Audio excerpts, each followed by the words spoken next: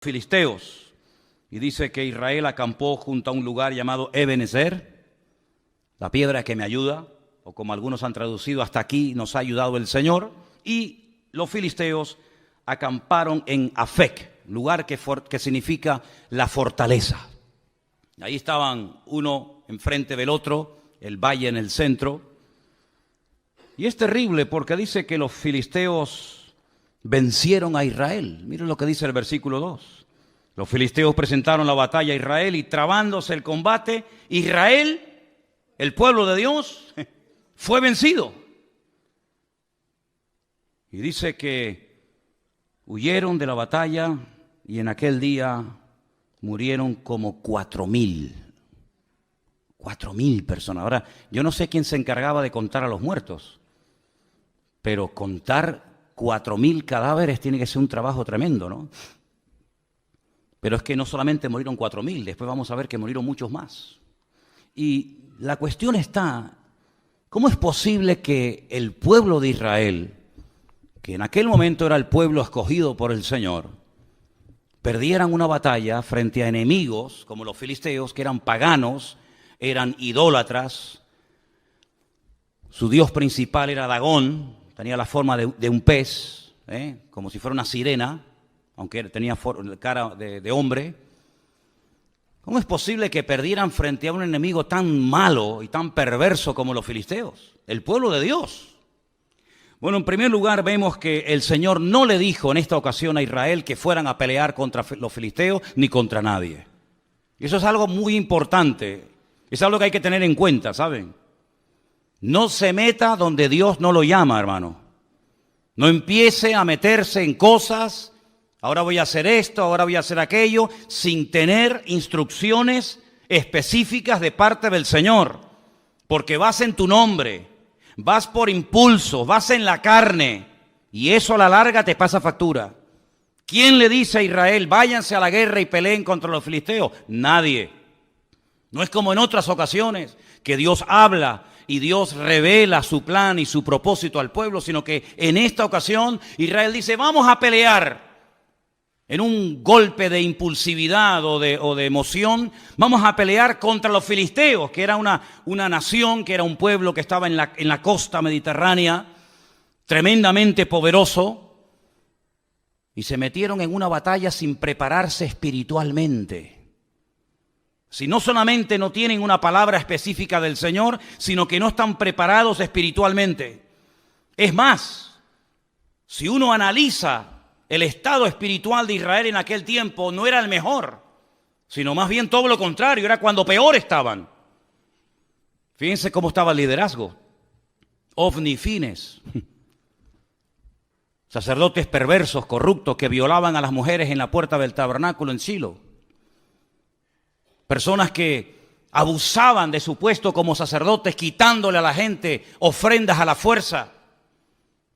El pueblo estaba en un momento terrible. No había comunión, no había relación con el Señor. El único del cual habla bien el Señor en aquel tiempo era de Samuel. Pero del pueblo, el pueblo estaba fatal.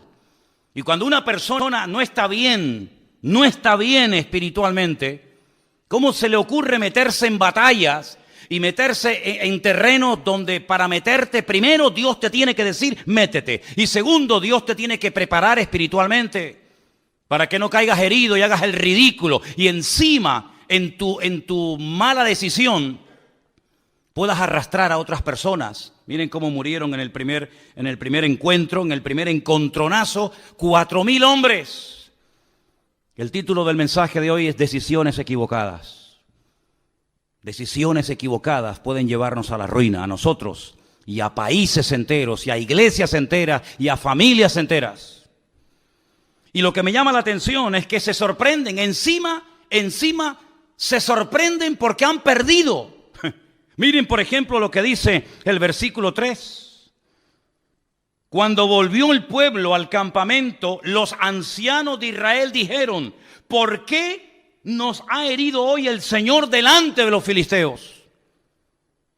Mientras yo leía esta mañana esta porción, esta pregunta más bien, ¿por qué? ¿Por qué nos ha herido el Señor? ¿Por qué los filisteos hoy nos han ganado? me venía a la mente, pero así, otro hombre de Dios que un día cuando perdió una batalla le hizo la misma pregunta al Señor: ¿por qué hemos perdido hoy la batalla? Déjenme que les lea un versículo. Preste atención. Josué rompió sus vestidos y se postró en tierra sobre su rostro delante del arca del Señor hasta caer la tarde. Y los ancianos de Israel echaron polvo sobre sus cabezas. Y Josué le dijo al Señor: ¿por qué nos ha vencido hoy el enemigo? La misma pregunta: ¿por qué nos ha sucedido esta tragedia hoy en Israel? ¿Por qué nos has entregado en las manos de los amorreos para que nos destruyan? Ay, Señor, ¿qué le diré? ¿Qué dirán que Israel ha vuelto sus espaldas delante de los enemigos? Porque los cananeos y los moradores de esta tierra oirán y nos van a rodear y borrarán nuestro nombre sobre la faz de la tierra. Y entonces, ¿qué harás tú con tu gran nombre? Pero espérense. La diferencia entre la pregunta que le hace el pueblo de Israel al Señor en 1 Samuel 4 y la pregunta que hace en Josué capítulo 7, Josué al Señor, es muy diferente, porque unos no esperan que Dios responda. Cuando tú haces una pregunta, espérate a que se te responda. No preguntes y respondas al momento, sino infórmate, cerciórate si lo siguiente que quieres hacer es lo correcto o vas a seguir metiéndote más en líos. Sin embargo, con Josué fue diferente, porque él rasga sus vestiduras delante del Señor. Él dice: ¿cómo es posible que ayer le ganamos a los de Jericó, una ciudad inmensa, y hoy nos vamos a pelear contra una población, una localidad muy pequeñita llamada Jai, y perdemos? ¿Cómo es posible que al grande le ganemos y al chico perdamos? Y ahora Dios habla y le dice, escuchen, el Señor le dice a Josué: levántate. ¿Por qué te postras sobre tu rostro? Israel ha pecado y aún ha quebrantado mi pacto que yo les mandé, y también han tomado del anatema y hasta han hurtado, han mentido y lo han guardado en sus enseres. Por esto los hijos de Israel no podrán hacer frente a sus enemigos, sino que delante de sus enemigos volverán las espaldas. Por cuanto han venido a ser anatemas, yo no estaré con vosotros. Levántate y santifica al pueblo. Y todos conocemos el resto de la historia de cómo un solo hombre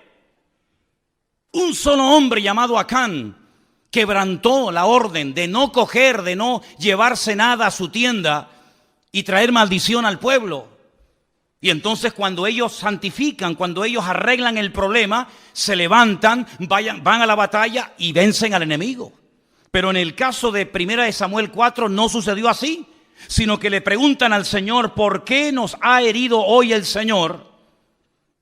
Y no esperan que Dios les hable.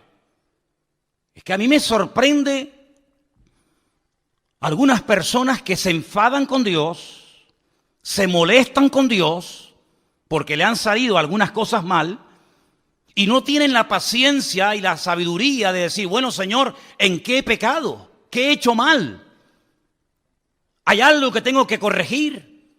¿O sigo en la línea en la que voy y me voy a ir a la ruina yo y todos los que están conmigo? No esperaron en el Señor, no dijeron: bueno, vamos a estar un tiempo en oración, en búsqueda sincera y genuina de parte del Señor, sino que automáticamente preguntan y mira lo que hacen. Versículo 3. Traigamos a nosotros de Silo el arca del pacto del Señor, para que viniendo entre nosotros nos salve de la mano de nuestros enemigos. Otro error más.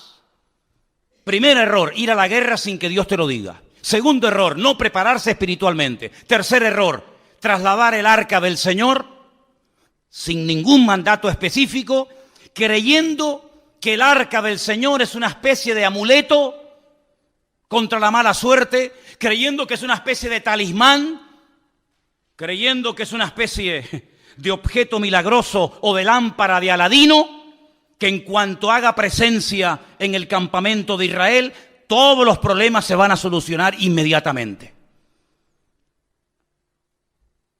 ¿Cuánta gente se rodea de cruces, de estampitas, de resguardos, de amuletos, creyendo que de esa manera están protegidos contra los malos espíritus, las malas influencias, que Dios está con ellos. ¿Saben lo que demuestran las personas que recurren a cosas creadas por el ser humano para autoprotegerse contra el mundo espiritual? ¿Saben lo que demuestran? Que no conocen a Dios.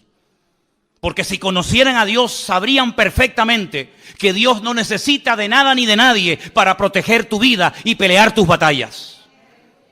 No tenemos que llevar cruces en el cuello para protegernos de nada. No tenemos que llevar ningún tipo de amuleto, de resguardo para decir, ay, es que por si acaso me hacen algo, o por si acaso alguien me hace algo. No, mi hermano, el ángel del Señor acampa alrededor de los que le temen y los defiende, dice la Biblia. Y decía el rey David, y de esto sabía mucho, y aunque un ejército acampe contra mí, no temerá mi corazón, porque el Señor es mi luz y mi salvación. Bendito sea Dios. Ellos dijeron, no, traigamos el arca. No importa si estamos en pecado, no importa. No importa si nos llevamos mal los unos contra los otros. No importa si la santidad ya es la asignatura pendiente. No importa si estamos bien o mal.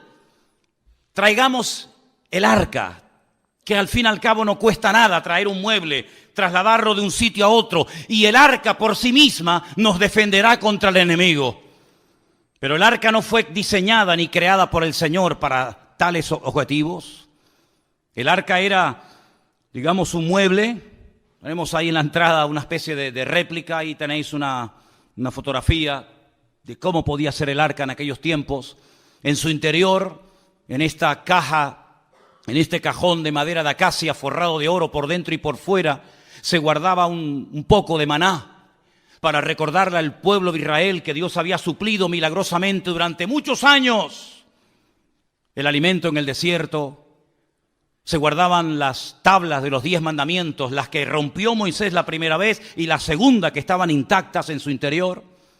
Y también la vara de Aarón también se guardaba cerca de este arca.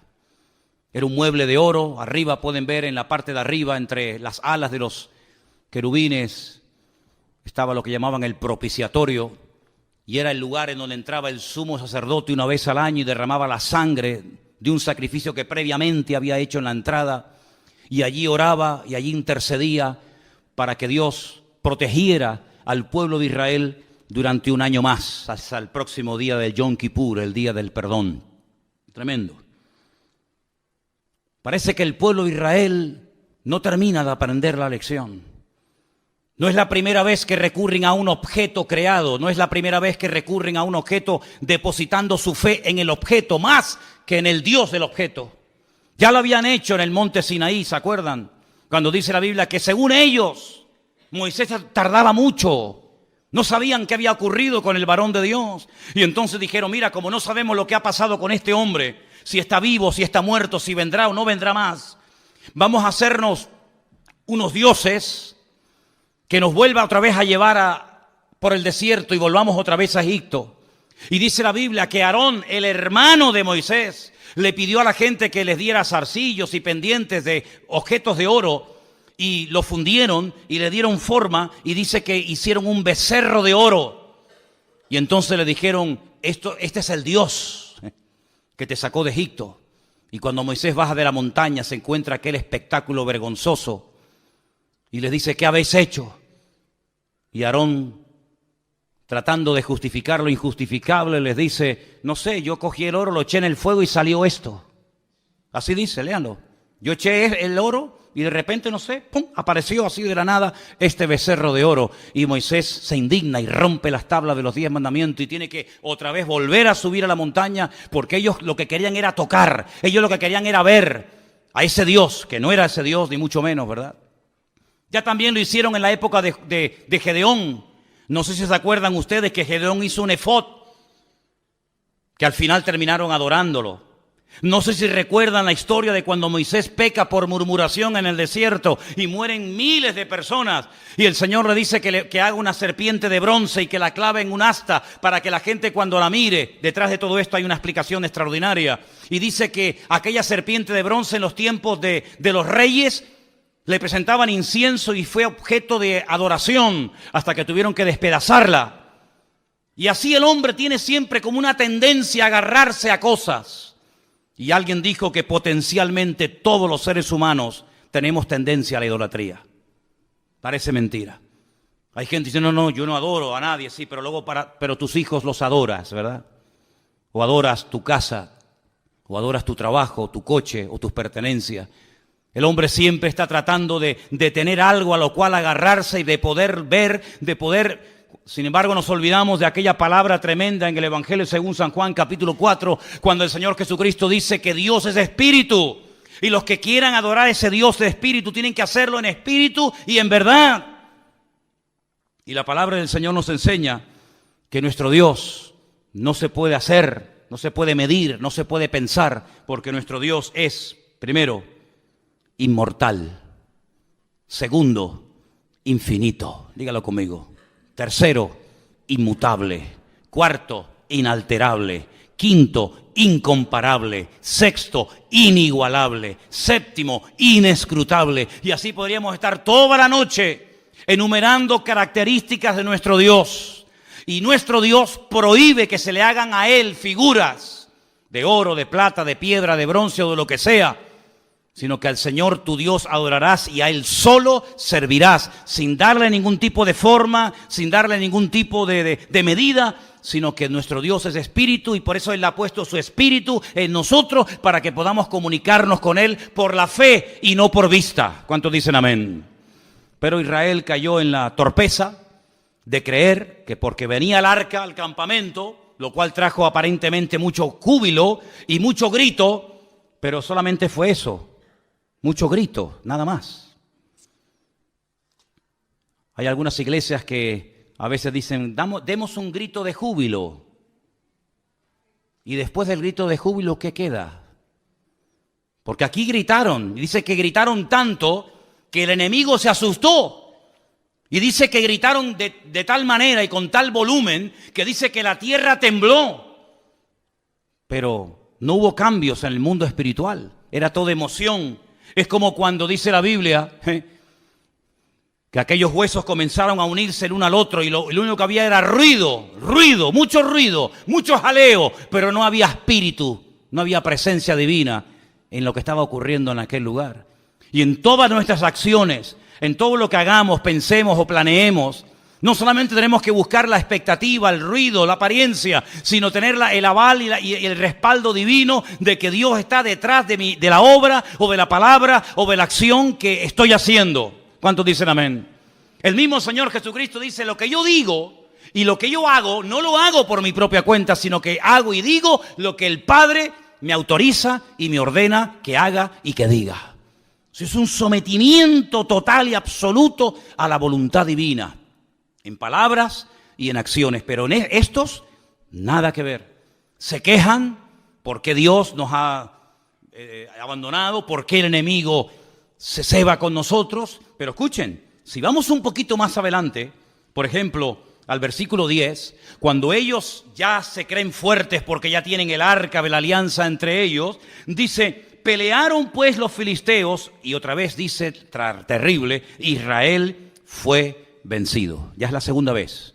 Primera vez, te dio una paliza y 4,000 hombres perdieron la vida. Y no aprendes, no hay manera, Vas de mal en peor y sigues y sigues y sigues. Pero ¿cuándo nos vamos a dar cuenta que lo natural es un reflejo de lo espiritual?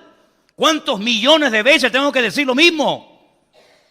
Que cuando las cosas van mal, Dios te está dando un mensaje que tienes que saber interpretarlo y tienes que pararte y preguntarle al Señor, Señor, ¿qué está ocurriendo? Porque no es como el mundo dice, bueno, es mala suerte, es una mala temporada, no. Sino que la palabra del Señor nos da principios concretos y específicos para que la victoria no sea algo casual, algo esporádico, sino sea la tónica habitual de nuestra vida. Y cuando en mi vida no hay victoria, cuando en mi vida lo único que hay son desgracias, follones, peleas, divisiones, enfermedades, conflictos, etcétera, etcétera, tienes que pararte, querido. Y tienes que preguntarle a tu Dios, que dicho sea de paso, es un Dios de amor, que quiere lo mejor para sus hijos. Señor, ¿qué estoy haciendo mal? No como esto que le decían, ¿por qué nos has abandonado? No, el problema no está que Dios les ha abandonado. El problema es que ustedes han abandonado a Dios. No le eches la culpa a Dios. como dicen los inconversos que todos conocemos, ¿y si Dios es tan bueno? ¿No has encontrado gente así? Bueno, si Dios es tan bueno, ¿por qué se mueren los niños de hambre? ¿Y por qué hay guerras por aquí? Como si Dios fuera el culpable de todo eso. Y aquí está esa actitud reflejada. ¿Os dais cuenta que el corazón del hombre, da igual si es en el Antiguo, en el Nuevo Testamento, en la Edad Media o en el tiempo presente, el corazón del hombre es igual? Siempre tratando de buscar el chivo expiatorio. Siempre tratando de echarle la culpa a algo o a alguien, menos a sí mismo.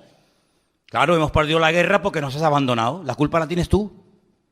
Porque yo fui a la guerra, yo afilé mi espada, yo me fui con mi coraza, con mi yelmo, con mi jabalina, me fui preparado, pero tú no me apoyas, tú no estás conmigo, tú no me respaldas y por eso las cosas me van mal en la vida. No caigas en ese error.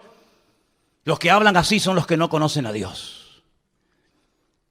Los que conocen a Dios pueden llegar a decir, aunque Dios me mate, lo seguiré adorando, porque yo sé que mi Redentor está vivo.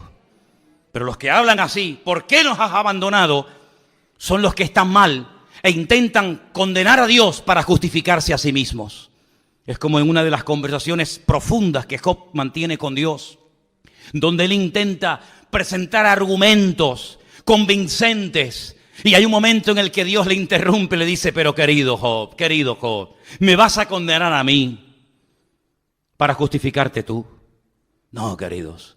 Cuando las cosas en la vida no ruedan y no salen en lo natural, en lo espiritual, en todas las áreas de nuestra vida, no hay bendición, no fluye la bendición de Dios, no tienes una vida atractiva, una vida que la gente diga, yo quiero ser como esa mujer, yo quiero ser como esa familia, yo quiero ser como ese hombre. Cuando tu vida es una vida de tragedia, de desgracia, de lío, de follones, cuando tu vida no es una vida que sea luz, sino es tiniebla, tienes que pararte y no echarle la culpa a Dios, sino preguntarte, Señor, ¿qué estoy haciendo mal?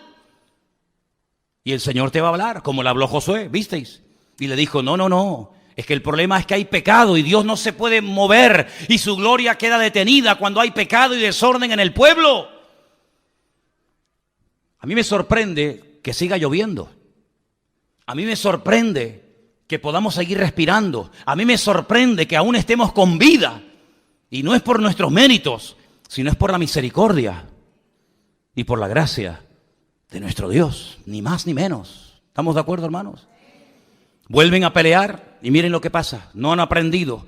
Hermanos, si no aprendemos de la historia, la volveremos a repetir. Así dijo David Ben-Gurión, primer presidente de Israel. Si no aprendemos de la historia, volveremos a repetir los mismos errores. Y me da la impresión de que hay muchos líderes políticos a nivel mundial que no han aprendido de la historia y que vuelven otra vez a repetir la historia y los mismos errores, y aún peor que en el pasado. Pelearon los filisteos, Israel fue vencido, huyeron cada cual a sus tiendas, y fue hecha muy grande mortandad, pues cayeron de Israel 30,000 hombres de a pie.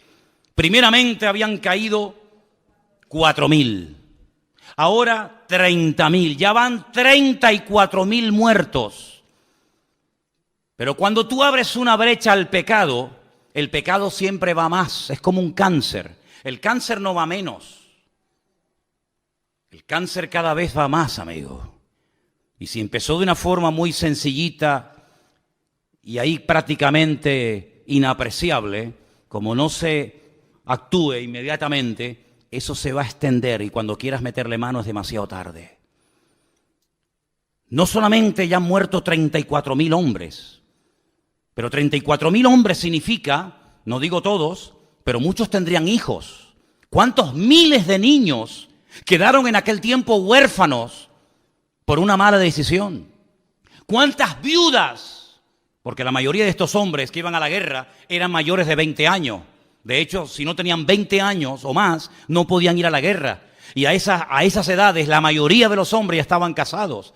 Es decir, que no solamente quedaron miles de niños huérfanos, sino miles de mujeres quedaron viudas por una mala decisión. Pero no solamente fue eso, sino dice que en aquel segundo encuentro de Israel contra los filisteos, los dos hijos del sacerdote Elí murieron, Ofni y Fines. Versículo 17. El mensajero dijo, Israel huyó delante de los filisteos Y también fue hecha gran mortandad en el pueblo, y también tus 2 hijos, Ofni y Fines, fueron muertos, y el arca de Dios ha sido tomada. Ya están muriendo hijos por culpa de los padres. Ya no solamente son los padres los que mueren, también son hijos los que están muriendo por las malas decisiones de los padres. Jesús dijo en una ocasión una palabra tremenda, que a veces se cita así muy a la ligera y no nos paramos a pensar en la profundidad que contiene la misma. Él dijo, los tropiezos, no os engañéis, siempre vendrán. Es como cuando dijo, los pobres siempre estarán en el mundo. Cuando queráis podéis ayudar a los pobres. Siglo XIX, siglo XX, siempre habrá pobres, siempre habrá miseria, siempre habrá desigualdades, ¿verdad? Ricos, pobres, los que estén bien, los que estén abajo.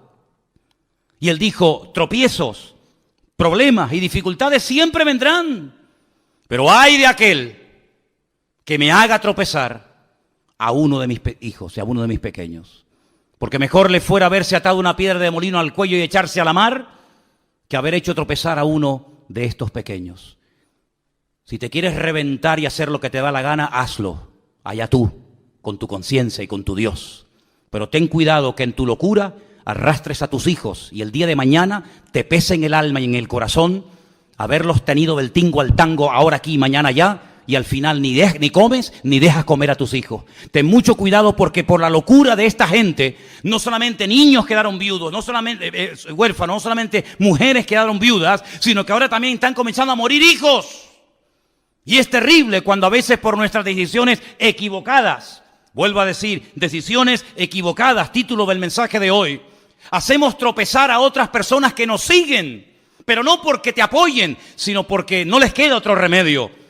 Pero no te olvides que el que te siga a la fuerza algún día te abandonará, porque los que nos tienen que seguir a nosotros no es por la fuerza, no es por la presión, sino es por la convicción. También seguían a Saúl, pero dice que le seguían temblando de miedo, pero sin embargo dice que había muchos que seguían a David desarmado, pero porque tenían una confianza tremenda en su líder, porque sabían que era el hombre más cerca del corazón de Dios. ¿Te das cuenta? 34,000 muertos.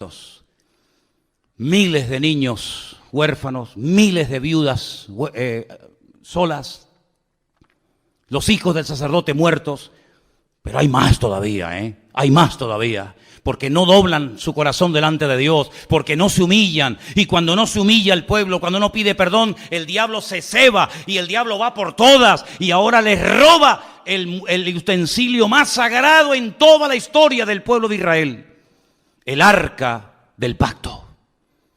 El Aarón Berit, el arca del pacto. Esa palabra pacto en hebreo es Berit, es una palabra sagrada, es una palabra que tiene una connotación espectacular, porque un pacto no es un contrato. Un contrato se quiebra, se rompe cuando uno de los dos no cumple las condiciones. Pero los pactos que Dios ha hecho no se quiebran, los pactos de Dios son eternos. Y ellos traen ese mueble que es el símbolo, es la representación física, tangible y visible de un pacto que un Dios eterno ha hecho con un pueblo que le está siendo infiel. Y lo que recurren es al tipo, al símbolo, en vez de al Dios del pacto. Qué tremendo cuando aquella mujer llamada Helena se dedicó a ir por Tierra Santa, sobre todo por Jerusalén, buscando reliquias.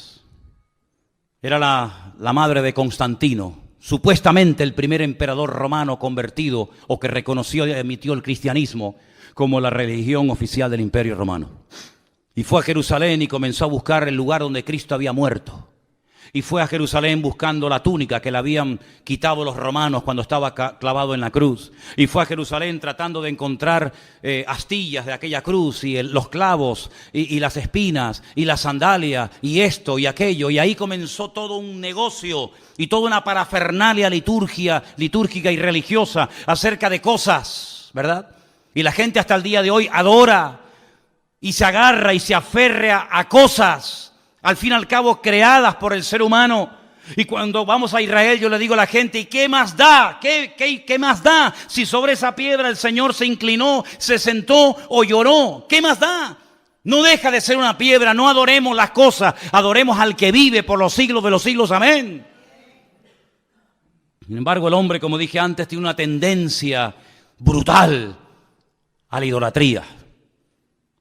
Y si no tiene nada o a nadie a quien adorar, recurre a la peor de todas las idolatrías, que es la egolatría, que es adorarme a mí mismo y decir yo soy el dueño, yo soy el Dios. Y encima le digo al verdadero Dios, tú no existes, el que existe soy yo. Esa es la peor de las idolatrías. Y esto es lo que le pasó al pueblo de Israel, un pueblo que tenía que ser cabeza y se convirtió en la cola y en el hazmerreír de los filisteos en aquella época. Quiero que volvamos a ver esa imagen donde veíamos el territorio que ocupaban los filisteos en aquella época, esa franja mediterránea larga, de más de 50 kilómetros de largo, en color rojo. Era el territorio que en aquellos tiempos ocupaban los filisteos. Los filisteos no eran originarios de allí, no.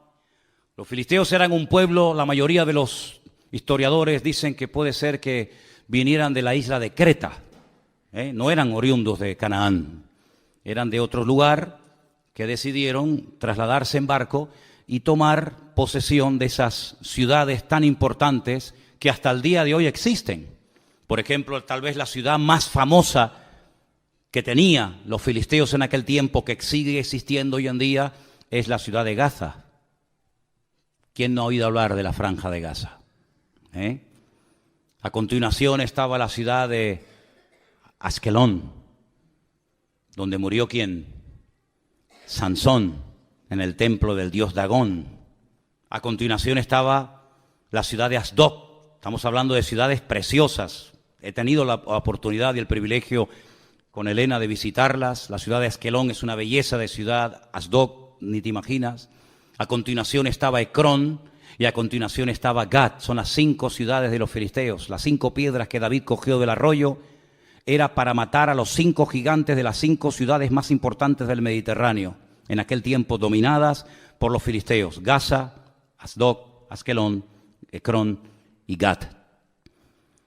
Ellos controlaban la salida y la entrada de mercancías. Los puertos principales, los puertos que en aquel momento operaban, estaban allí.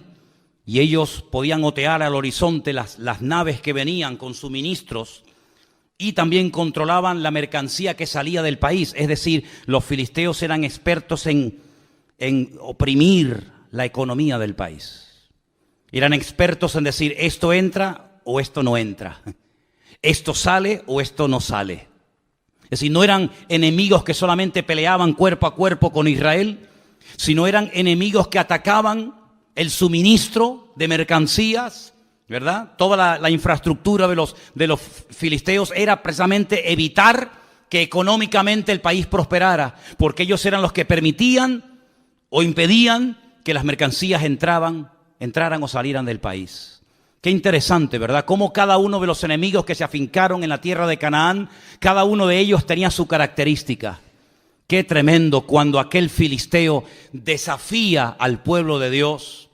Lo vamos a ver más adelante en estos próximos días en el libro de Samuel. Y cómo David reconoce, cómo David discierne espiritualmente que detrás de ese gigante, detrás de esa masa de carne, detrás de ese hombre natural, hay un poder, un principado espiritual que lo que intenta es ahogar y lo que intenta es amedrentar y asustar al pueblo de Dios. El arca es robada, se la llevan los fariseos a su tierra. No es que obraran mejor que los israelitas, pero a veces, escúchame bien, los inconversos son el látigo que Dios utiliza para tratar con tu vida. Escucha bien esto que te acabo de decir. Tal vez lo has oído o tal vez la primera vez en tu vida que un pastor te dice esto. Ten cuidado, porque si no escuchas la voz de Dios, si no prestas atención a la voz de Dios, puede ser que Dios le permita a algún inconverso golpearte y humillarte para que busques a Dios sí o sí. No te olvides que Dios puede utilizar al faraón para decirte ven y toma tierras y vive de maravilla, o al mismo faraón o a otro lo puede utilizar para amargarte la vida y para impedirte y coaccionarte tu libertad. Dios puede utilizar a un Nabucodonosor para destruir a un templo y para destruir una civilización y para destruir a todo un pueblo y una ciudad, y al mismo personaje, el Señor lo puede utilizar para levantarte y para prosperarte y ponerte con autoridad y con poder en Babilonia, como fue el caso de Daniel, Mesac, Abednego y Misael. No te olvides que Dios puede utilizar a un Ciro, ¿verdad?, para volver a reconstruir el templo, o puede utilizarlo para destruir el templo. En otras palabras, Dios quiere tratar con tu vida sí o sí. En esta iglesia o a la que vayas, no puedes huir del trato de Dios. Si no le escuchas por las buenas, tendrás que escucharlo por las malas. Si no le atiendes por lo espiritual, te tocará la fibra física, y si no la mente, y si no la economía, y si no la familia, pero sí o sí, Dios no se va a detener, sino que Dios tiene un propósito y un diseño para nuestra vida, y Él puede utilizar al jefe que te paga no pagándote, o puede utilizar al jefe que te paga para bendecirte y para ayudarte, o para amargarte la existencia y la vida, y puede utilizarlo para ponerte en el puesto de trabajo que anhelas y quieres tener, o para ponerte en el sitio donde jamás en tu vida te gustaría entrar y pisarlo. En otras palabras, Dios puede utilizar el martillo, la mula, el perro, el sol, la luna, las estrellas o lo que haga falta. Pero a Dios no lo va a detener nada ni nadie, porque Dios dice que no parará de obrar en nosotros hasta que Él venga a buscarnos y quite nuestras arrugas y quite las manchas de nuestra vida. ¿Cuántos dicen amén? Por eso, queridos hermanos, entremos por las buenas en el trato de Dios, porque yo dije en una ocasión, y creo que algunos lo recordarán, que al listo, con una simple mirada, capta el mensaje. Pero al tonto, ni tirándole piedras, se entera de la película. Era como antiguamente, los padres miraban a los hijos y le transmitía telepáticamente un mensaje que el chiquillo interpretaba al momento. No hacía falta traductor de Google ni vainas raras, sino que la simple mirada del viejo, cuando coincidía con la tuya, te estaba diciendo: o te quedas quieto, o cuando vaya a casa te meto un cogotazo que te vas a enterar, malcriado. Todo eso te lo decía con la mirada. Hoy en día te manda WhatsApp, abre una página de Facebook tu viejo, te manda todo lo que quiera y no te enteras. Vamos a leer algunos versículos interesantes. Proverbios 3, del 31 en adelante. Proverbios capítulo 3, si me los ponen casi mejor. 31 al 33, perfecto. Proverbios 3, del 31 al 33. No envidies al hombre injusto. ¿Conoces a alguien que se porta injustamente contigo? ¿No? Bueno, yo sé que ustedes siempre están en otro nivel, están en una dimensión espiritual a la que yo todavía no he llegado, pero si algún día conoces a alguna persona injusta que le va bien, tiene un buen coche y tal y cual, dice, no lo envidies, no tengas envidia del injusto, ni escojas ninguno de sus caminos, porque el Señor abomina. ¡Ay! Nos habían dicho que Dios ama al pecador y aborrece el pecado. ¿No nos habían dicho eso? Pues es que eso no está en la Biblia. No, hermano. La Biblia dice que Dios ama al pecador, pero aborrece el pecado. ¿Y dónde está eso? Eso no es en la Biblia. Eso se lo inventaron yo no sé quién. Yo lo que leo es que Dios abomina al perverso. ¿Cómo va a amar Dios a un violador de niños? Tendrá que arrepentirse de su pecado para cambiarlo y para hacer algo en su vida. Pero mientras no se arrepienta, el violador, el asesino, el ladrón, el injusto, etcétera, etcétera, dice, Dios lo abomina. Abomina al perverso. Pero su comunión íntima, ¿con quién es? Con los justos. Y el 33, porque la maldición de Dios, ay amigo, ahora se va a dar cuenta porque hay gente que está así. Porque la maldición de Dios es real, es tan real como la bendición de Dios, igual. La maldición de Dios, ¿dónde está? En la casa del impío, de los que le han dado la espalda a Dios.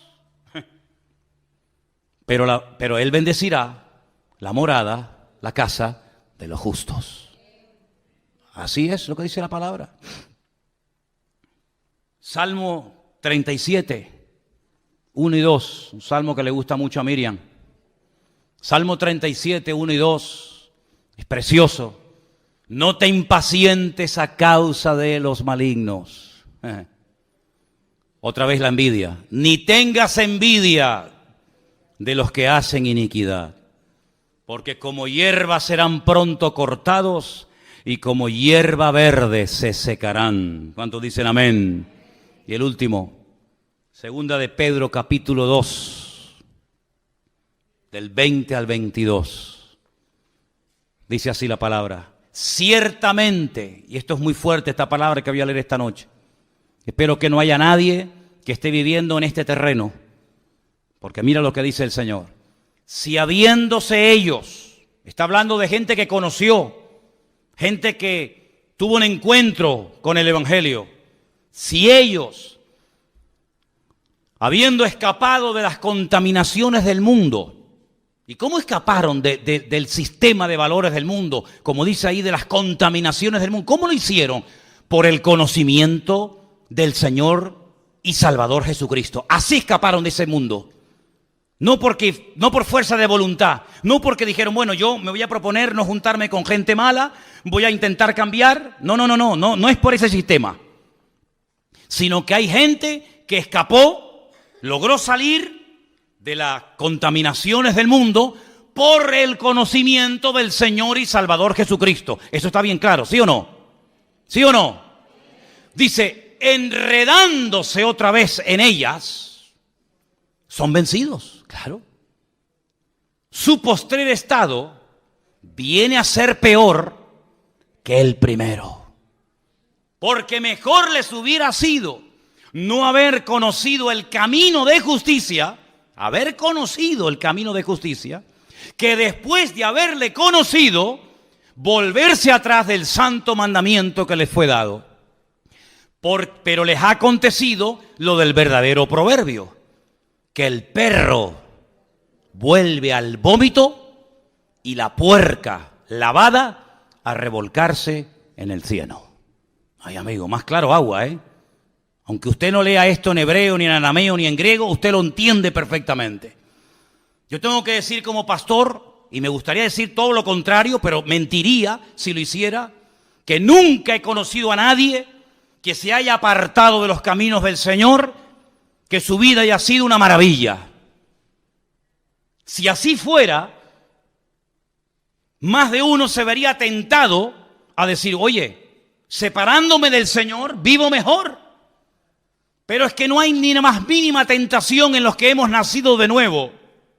No tenemos ni la más mínima tentación de separarnos, de dejar a Dios, de darle las espaldas. ¿Saben por qué? Porque no hay ni una sola persona, se llame quien se llame y viva donde viva, que habiendo conocido al Evangelio y al Señor, apartándose de Él, la vida de fuera mejor. Sino que el Señor los compara con un perro que vomita y se vuelve a comer lo vomitado. Y si lo compara con un cerdo que lo lava y en cuanto encuentra basura, se vuelve a revolcar en él. Y dice, y el postrer estado es peor que el principio. Hermano, si usted no entiende esto, yo ya no sé cómo decírselo. En otras palabras, este pueblo quiere arreglar externamente lo que solamente se puede arreglar internamente. Mira, no le estés regalando tantas flores a tu mujer y después la estás engañando con otra. ¿Me entendiste? Toma, mi amor, un ramito de flores. Es que yo no quiero flores, yo quiero tu corazón. Yo quiero tu fidelidad. Mira, te voy a llevar esta noche a cenar. Métete la cena por donde te quepa. Le diría alguna. Yo no quiero que me des cena. Yo lo que quiero es que estés más tiempo en casa con tu mujer y con tus hijos. Así era Israel. No se arrepienten, no buscan de Dios, no viven en santidad, no ponen sus vidas en orden, pero tráiganos el arca, que trayéndonos el mueble se arregla todo. Es como aquellos que dicen, no, yo tengo una Biblia y te enseñan una Biblia así. ¿Y para qué la quieres? Y el crucifijo, y el rosario, y tantas cosas externas, que lo único que hacen es dar una pincelada de cristianismo, pero tu corazón está lejos. Como decía el Señor, aquellos fariseos de la época, con su boca me adoran, pero su corazón está lejos de mí. Y su temor de Dios no es más que puro mandamiento aprendido de memoria, de padres a hijos, de generación en generación. El Señor que lo que busca, señales externas o que verdaderamente cambiemos y hagamos frutos dignos de arrepentimiento. ¿Qué les parece, hermanos? Pues eso es lo que buscaba el Señor en este pueblo en aquel tiempo y lamentablemente no lo encontró.